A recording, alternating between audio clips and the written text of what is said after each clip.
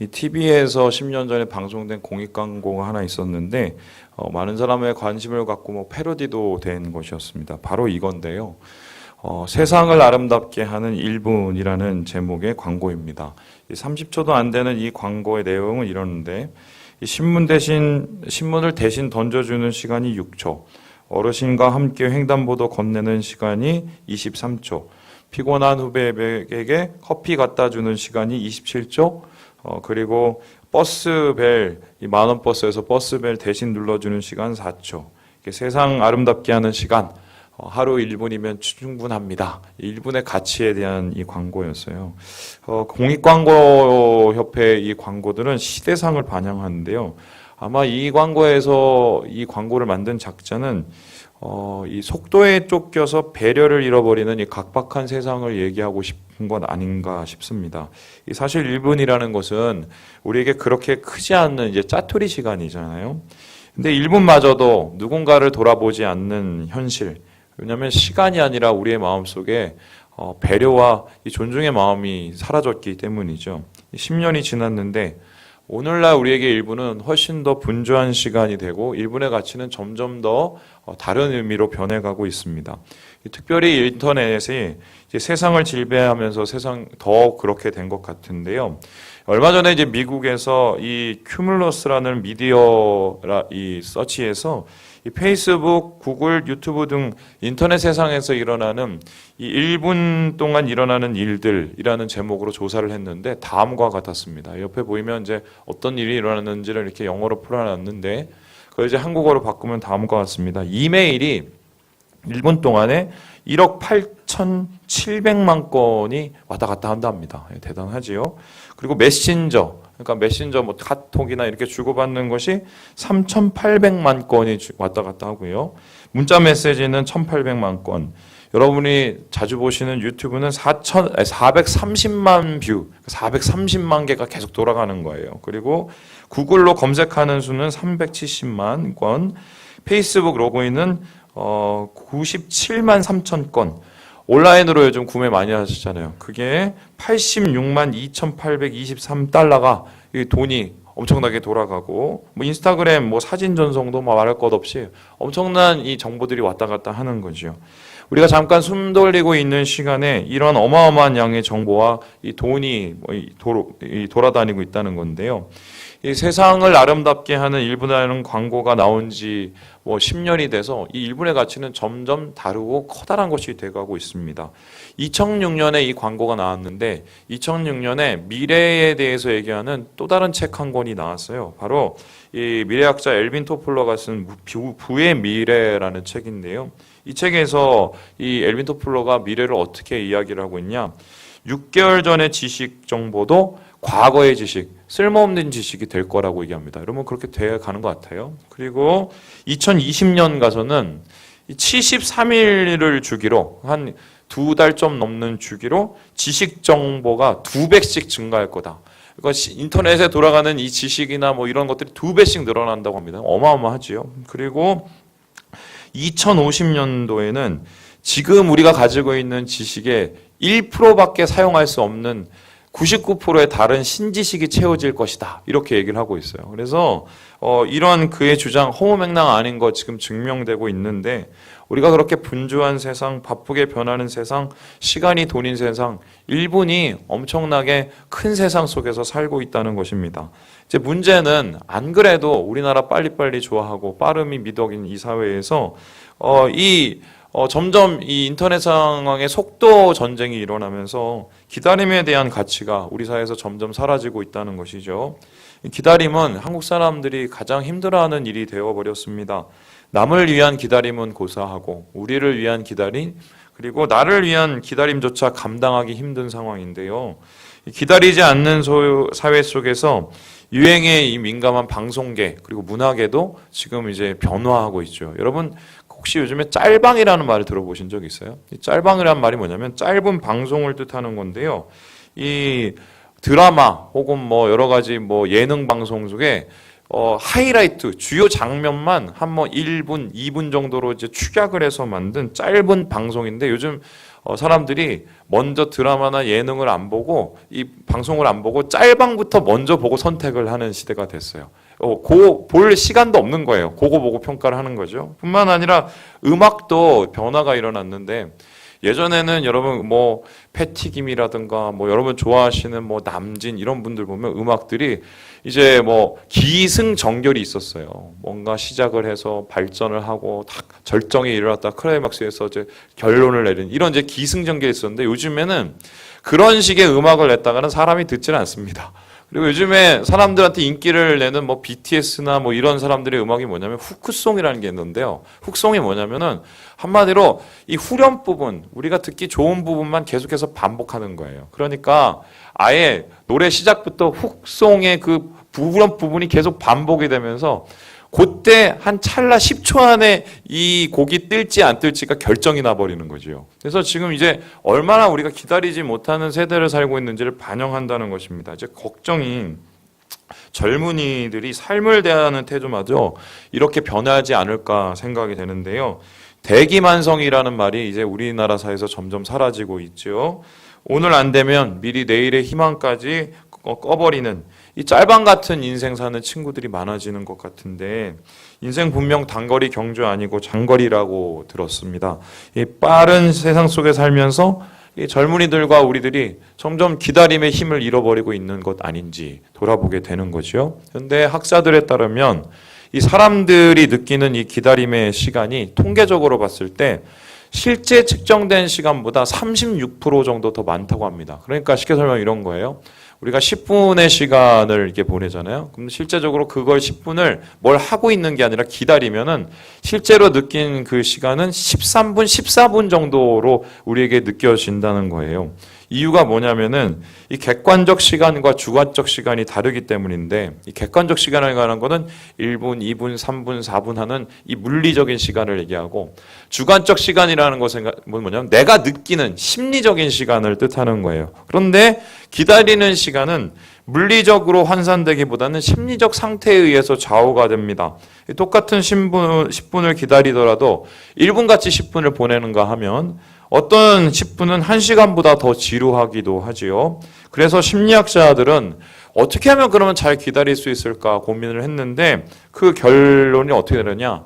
기다릴 수 있는 동기와 이유를 잘 부여하면 된다. 그러니까 내가 오늘 왜 기다리고 있는지 이렇게 기다리면 뭐가 좋은지를 알면은 사람들이 더 잘 기다릴 수 있다는 거예요. 실제적으로 이런 실험을 해봤어요. 두 부류를 주고 한쪽에는 무작정 기다리게 했고 한쪽이면은 이 기다렸을 때 어떤 보상이 있는지를 얘기했는데 결론적으로 나중에 이 사람들이 느끼는 시간을 적으라고 그랬어요. 10분을 했더니 이 사람들은 뭐라고 그랬냐면 나는 이 10분이 꼭 15분 같았다 이렇게 하고 이 사람들은 15분이 지나더라도 10분이 안 지나는 것처럼 생각을 했다는 거예요.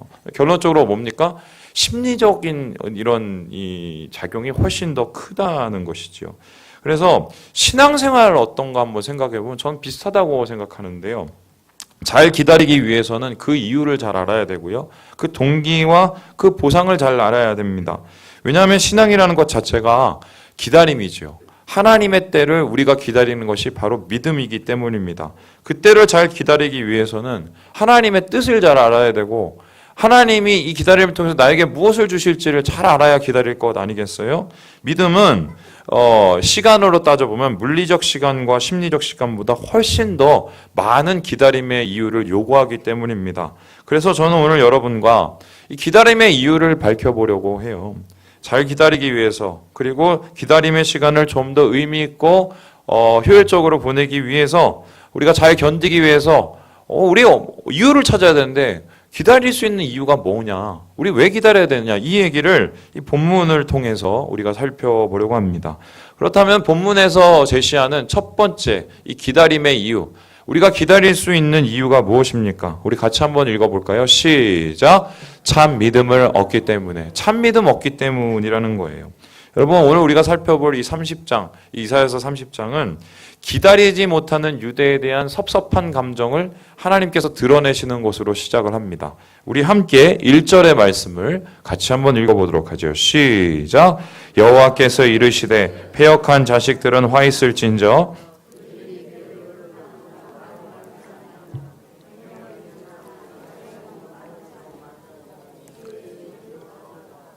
지금 유대가 위험 가운데 있습니다. 왜 위험 가운데 있나? 아수르라는 이 큰 나라가 북방에서 쳐들어오고 있기 때문이에요. 언제 침공할지 모르는 상황 속에서 머리가 복잡해졌는데 이 위기를 어떻게 모면하지 고민을 했습니다. 그리고 나름의 살 길을 찾아냈는데 그 살 길이 바로 뭐냐? 남쪽에 있는 큰 나라 이집트였어요. 그러니까 쉽게 설명하면 중국이 우리를 괴롭히면 미국을 찾아가고 미국이 괴롭히면 다시 중국을 찾아가고 뭐 이런 거하고 비슷한 건데요. 유대 왕은 봄을 싸들고 사신을 보냅니다. 그래서 이집트와 상호 방위 조약을 맺으려고 합니다. 이 상식적으로 생각하면은 이해가 안 되는 행동인 거 아세요? 왜냐하면 한때 유대 백성들은 이집트에 뭐였습니까? 노예였어요, 노예. 그런데 그럼에도 불구하고 자신들을 부려먹고 착취한 이 이집트를 다시 찾아간다? 그 왕한테, 바로 왕한테 가서 무릎을 꿇는다? 왜냐하면은 그만큼 급박했기 때문에 외교만이 살 길이고 이집트에는 딱히 아수르의 힘을 견제할 것이 없기 때문이라고 생각했기 때문입니다. 그런데 하나님은 이들의 행동에 대해서 뭐라고 얘기냐? 죄다. 그냥 죄가 아니고 죄에 죄를 더하였다라고 얘기합니다. 몹쓸 죄인 것이죠. 왜입니까? 이 유대는 하나님의 백성이기 때문입니다. 다시 말해서 하나님이 지키시는 나라, 하나님이 왕이신 나라. 그래서 유대의 모든 위기는 머리가 아니라 마음으로 판단을 해야 돼요. 그러니까 다시 말해서 이런 겁니다. 아수르가 쳐들었어요. 그러면 이 위기를 우리가 어떻게 대비를 해야 되느냐? 또 우리가 얘네들 쳐들어올 때까지 뭐 했느냐? 이런 고민 말고요.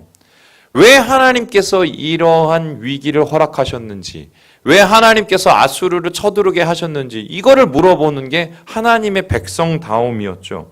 그런데 이스라엘 백성들 어떻게 했습니까? 그 위기를 마음으로 해결하는 게 아니라 머리로 해결하려고 합니다. 그래서 이 위기를 모면하는 데만 신경을 썼지 이 위기를 통해서 하나님께서 말씀하시는 메시지는 듣지 않으려 합니다. 유대는 이 질문을 잊어버렸는데요. 정치적인, 외교적인 방법으로 위기만 모면하라고 합니다. 하나님이 인정하지 않으셨고요. 화나셨습니다. 그런데 놀라운 게 뭐냐? 이러한 하나님이 싫어하시는 불신의 행동을 한 시기가 언제냐면요. 히스기야 왕 때예요. 여러분 히스기야 왕 아시죠? 그래도 유대의 몇 안 되는 선한 왕, 그것도 하나님의 칭찬받는 왕 중에 한 명이에요. 3대 왕 중에 한 명이에요. 그런데 그 왕, 믿음이 있다는 그 왕조차도 결론적으로 어떻게 해요? 현실에 닥친 위기 앞에서 그 믿음이 제대로 작동을 했어요? 안 했어요? 안 하고 있다는 거예요. 믿음으로 기다리지 못한 것이지요. 이 점은 우리에게 시사하는 바가 큰 건데 한 번 믿음 좋다고 영원히 믿음 좋습니까? 아니에요. 또 뿐만 아니라 뭡니까? 교회에서 믿음 좋다고 사회에서 믿음 좋습니까? 아닌 사람 많지요? 다른 분은 보지 마시고. 그래서 믿음의 사람마저 정신 못 차리면 이렇게 돼요. 이렇게 돼요. 하나님께서 진노하신 행동을 할 수 있다는 말입니다. 하나님은 유대의 이와 같은 배신에 대해서 화를 선포하시는데 니네 애굽 의지했지? 내가 애굽 완전 폭삭망하게 해줄 거야. 이렇게 얘기했어요. 그리고 그들이 찾은 모든 인간적인 방법 숲으로 돌아갈 것이라고 말하고 그리고 그들이 이 파놓은 무덤에 스스로 빠지어서 묻힐 거라고 얘기를 합니다. 왜 그렇게밖에 하나님이 처분할 수밖에 없나? 이것을 설명하시는데 바로 18절의 말씀입니다. 우리 같이 한번 읽어보죠. 시작. 그러나 여호와께서 기다리시나니 이는 너희에게 은혜를 베풀려 하심이요.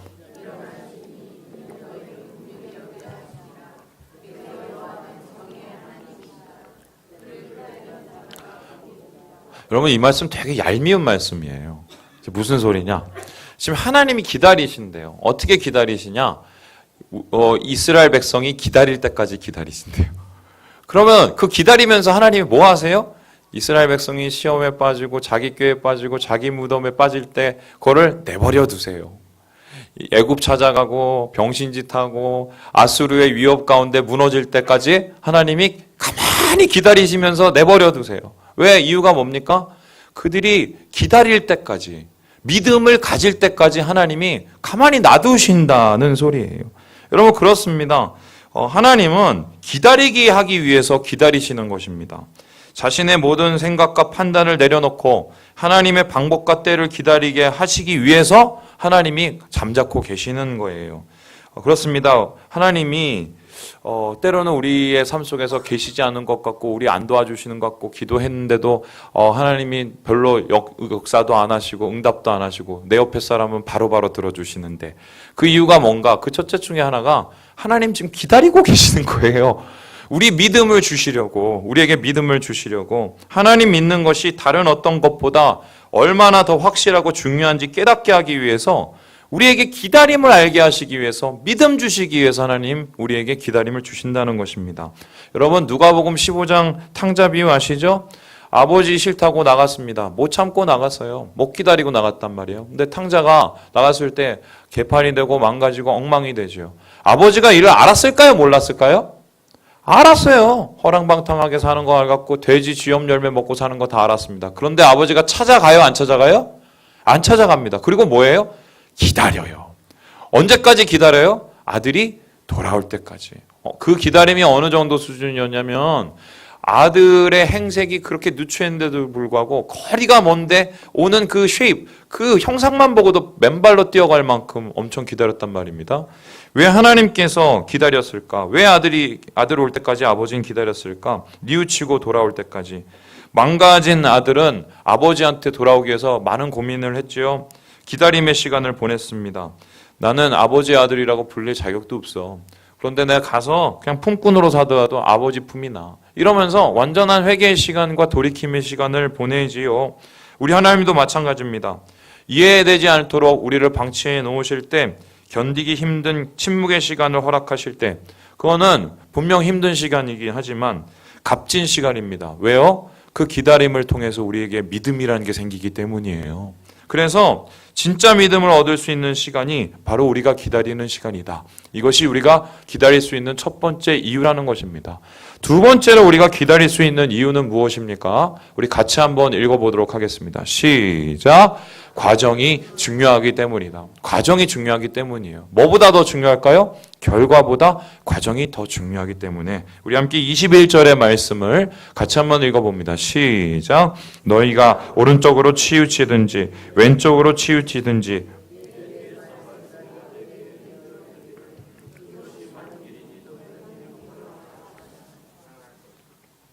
본문에서 하나님은 이사야를 통해서 말씀을 하시는데요. 그들이 내게로 돌아와서 나를 기다리게 되면은 바른 길 가게 된다. 그래서 이 헛된 길에서 돌아와서 바른 길로 가게 되고 옳은 길로 가게 되고 그리고 하나님이 기뻐하시는 길로 가게 된다고 말합니다. 한마디로 기다림을 통해서 과정의 가치를 깨닫는다는 소리예요. 여러분 이제 기다림이란 말은 성경에서 단골처럼 등장하는데 왜냐하면 기다림이 곧 믿음이기 때문입니다. 성경의 시편, 이 150편의 시 중에서 기다림이 없는 시는 거의 없어요. 왜냐하면 시편의 머릿말이라고 할 수 있는 1편마저도 복 있는 자의 모습을 뭐라고 얘기하느냐? 시냇가에 심은 나무. 시냇가에 심은 나무가 움직여요? 안 움직여요? 안 움직여요. 뭐만 해요? 기다려요. 그런 모습이 이게 믿음의 모습이라는 거예요. 왜 하필 신앙의 많은 덕목 중에 기다림을 복받기 위한 제일 중요한 태도라고 했을까? 모든 사람들이 잘 기다리지 않기 때문입니다. 잘 못 기다려요. 못 기다려서 다 망하지요. 기도는요, 카톡이 아닙니다. 내가 하나님 앞에 기도 1 올렸다고 하나님이 보시고 1 사라지지도 않고요. 그리고 방장 답글이 달리지도 않습니다. 또한 우리가 하나님 앞에 올려드리는 이 모든 간구, 예배, 그리고 그를 통해서 말씀하신 하나님의 약속은요, 택배가 아니에요. 여러분, 우리 아이들이 제일 좋아하는 게 띵동거리면 제일 찾아가는 게 뭡니까? 택배 아저씨. 여러분, 택배 아저씨는 뭡니까? 바로 붙이면 3일 만이면 당장 도착을 합니다. 뿐만 아니라 요즘에 인터넷 통해서 보면은 스마트폰으로 얘가 지금 어디에 왔는지조차도 조회할 수가 있어요. 그런데 하나님의 약속은 배송 조회가 돼요, 안 돼요? 안 돼요. 이게 언제 올지도 아무것도 모른단 말이에요. 참고로 믿음의 조상 아브라함은 하나님께서 자손 주시겠다, 창대한 민족 주시겠다 하고 그러한 창대한 민족을 자신의 이 인생 동안 봤어요, 못 봤어요? 못 봤어요. 심지어는 첫째 아들조차도 몇십 년 지나고 나서 받았단 말이에요. 그런데 그뿐만 아니라 그를 필두로 해서 믿음의 조상, 믿음의 선진이라고 부리는 히브리서 11장의 많은 인물들 대부분 증거를 받은 그 믿음으로 통한 이 약속된 거 받았어요? 못 받았어요? 못 받았어요. 여러분 이렇게 따지면 어쩌면 하나님은 계속 공수표를 날리시는 사기꾼처럼 보이시거든요. 그런데 히브리서 기자는 이들의 기다림이 헛되다고 말하지 않습니다. 오히려 이들의 기다림이 가치가 있다고 말합니다. 왜인가요? 과정이 중요하고요. 그 과정을 통해서 하나님이 기뻐하시고요. 기다림을 통해서 하나님이 뭔가를 만들어가고 계시기 때문이에요. 기다림의 과정 자체가 이미 열매라는 소리입니다. 우리 함께 로마서 5장 3절에서 4절 말씀을 읽어보겠습니다. 시작. 다만 이뿐 아니라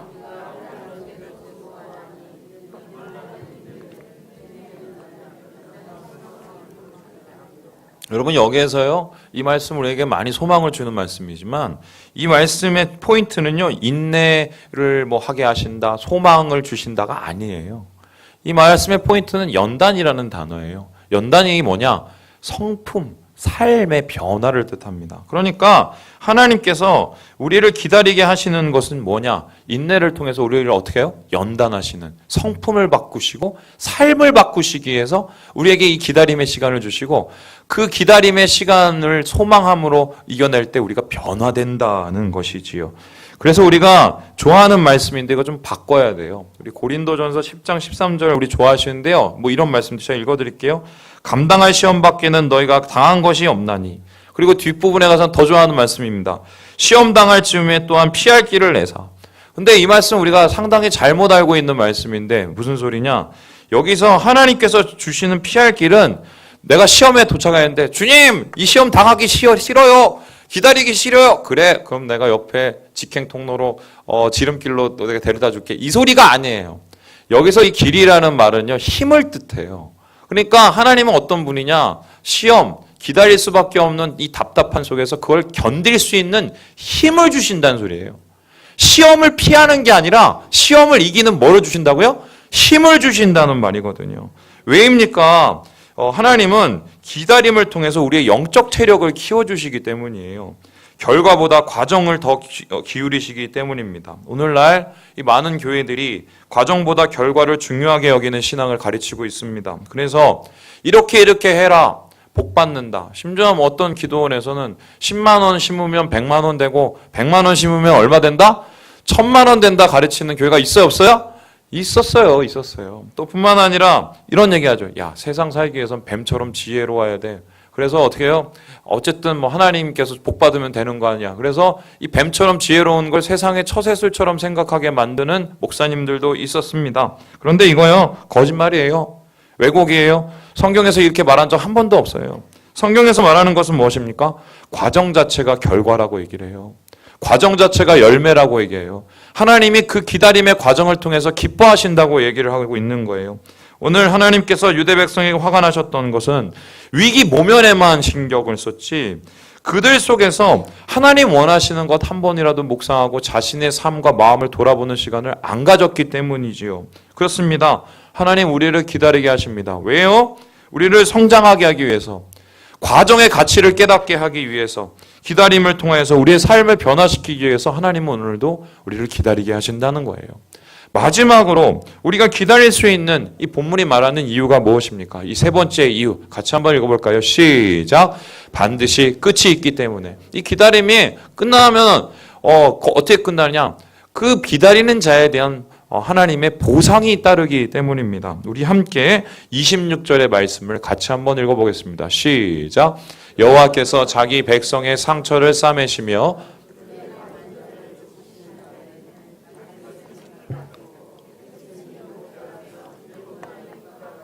오죽 답답했으면 때렸어요. 때려서 여러분 옛날에 저희 어머니가 저 때리고 나서 잘 때 와갖고 이렇게 상처에다가 막 후시딘 발라주고 막 이러는데 예, 하나님 지금 그거 하고 있는 거예요. 그거 하면서 지금 뭐라고 하고 있냐면 하나님이 야 그때가 되면 걱정하지 마. 내가 7날의 빛과 같이 너희에게 찬란한 시간을 줄 거야 라고 얘기를 하고 있습니다. 여기에서 7날의 빛이라는 것은 무엇이냐면요. 7날의 햇빛을 합친 만큼의 빛, 어마어마한 빛을 뜻하고 창조의 빛을 뜻해요. 우리 창조를 며칠 동안 했어요? 6일하고 일주일 쉬었잖아요. 그러니까 7일 동안 했기 때문에 창조의 빛, 회복의 빛이 그들 가운데 임할 때 하나님의 영광이 나타난다고 한 것입니다.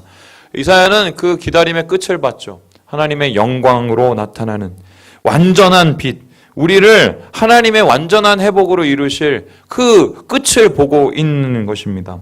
여러분 오늘 우리가 앞에서 불렀던 찬양 주님 다시 오실 때까지. 이 찬양에 우리가 은혜를 받는 이유가 뭡니까? 이런 말씀 있지요. 주의 영광 온 땅 덮을 때 나 일어나 노래하리. 내 사모하는 주님 온 세상 구주시라. 내 사모하는 주님 영광의 왕이시라. 힘들어요. 견디기 괴롭죠. 기다리기 쉬운 사람이 어디 있어요. 오늘 어려워요. 그런데 그 가운데서 어떻게 합니까?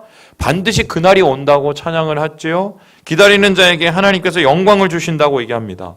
이 세상의 모든 죄는 사라지고 악인은 멸망하게 되는 그날, 지금은 이해할 수 없는 현실이 받아들여지게 되고 지금은 해결할 수 없는 억울함이 완전히 해결될 수 있는 그날이, 끝이 기다리는 자에게 반드시 온다고 하나님께서 약속하시는 것이지요.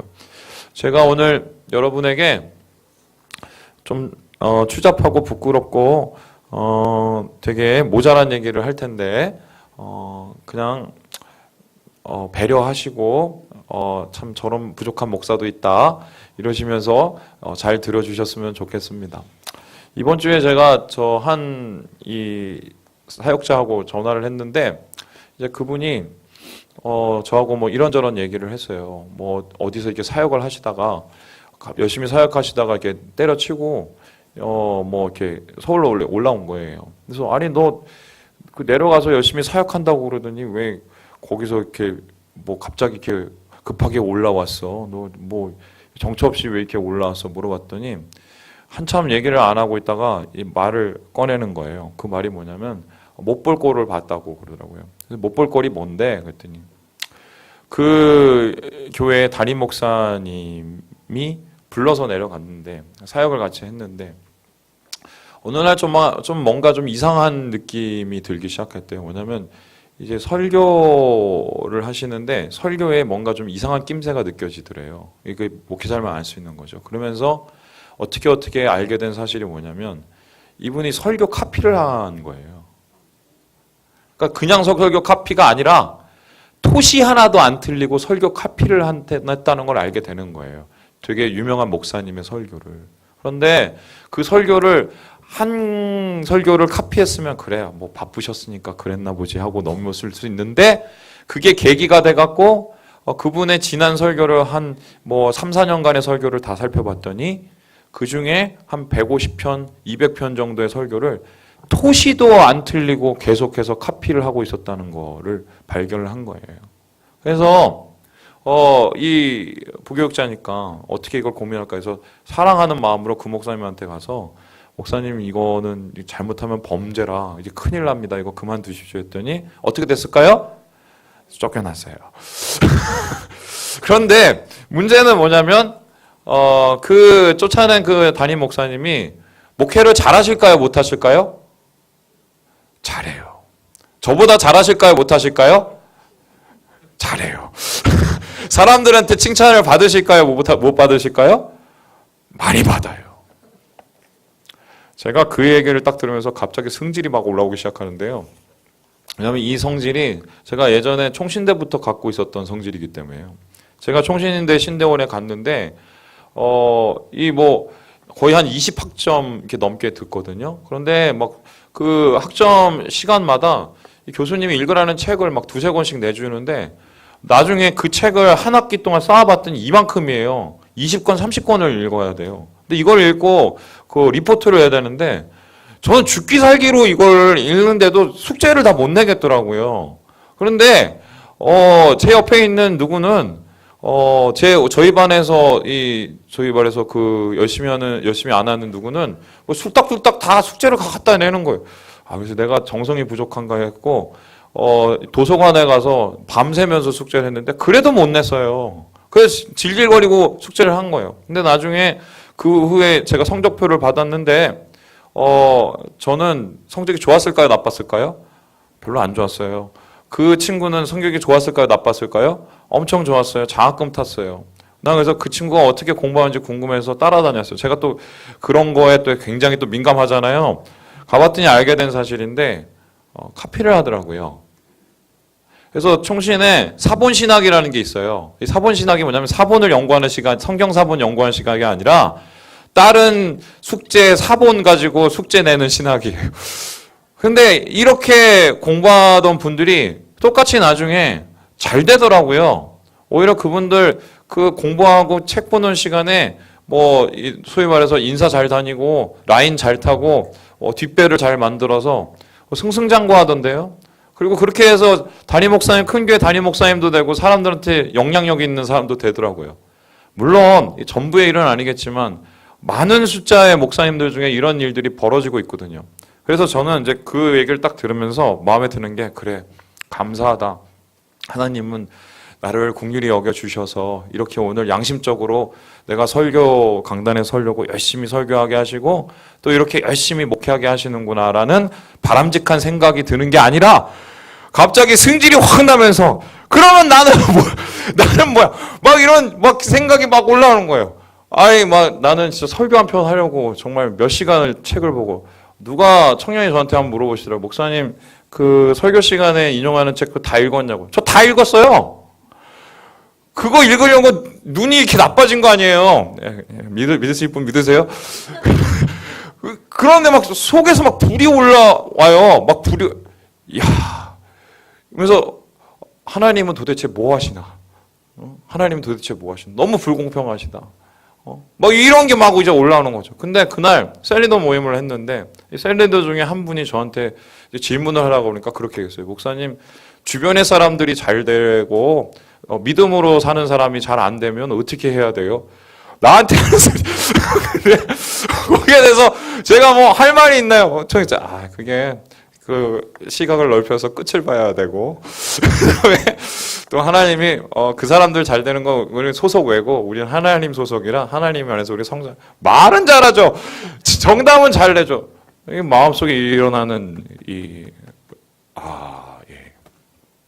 제가 제 자신한테 물어봤어요. 야, 이런 걸 내가 억울하면 지는 거고, 이런 거 억울하면 난 제대로 이 기다림의 미학을 모르고 있는 거고, 이런 거 억울하면 나도 죽기 전에 안타까우면서 죽겠구나.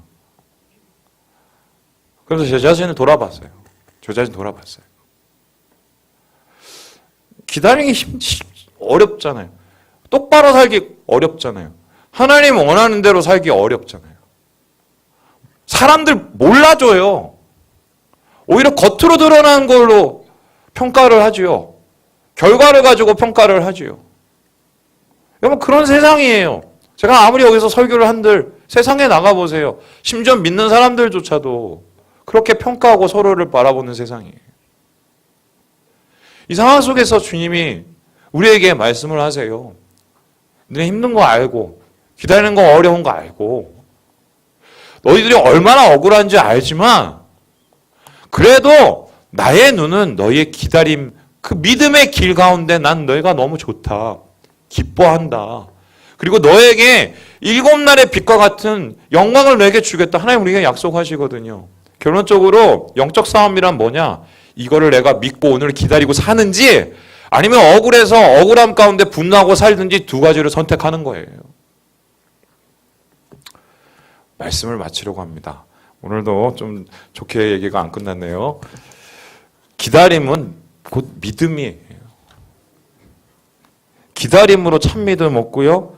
기다림 통해서 성장하고요. 기다림 통해서 영광 누리고요. 기다림을 하나님이 기뻐하십니다. 여러분, 오늘의 힘겨움에 무너지지 맙시다. 기다리기 힘들어도 주님의 눈을 좀 바라봤으면 좋겠어요. 기다림을 포기하는 어리석음 저지르지 말고 그날 7날의 빛과 같은 그날이 온 날을 우리가 기억하면서 오늘을 견뎌내시고 이겨내시는 우리 사랑하는 모든 3일 가족 되시길 주님의 이름으로 축원합니다. 기도하겠습니다.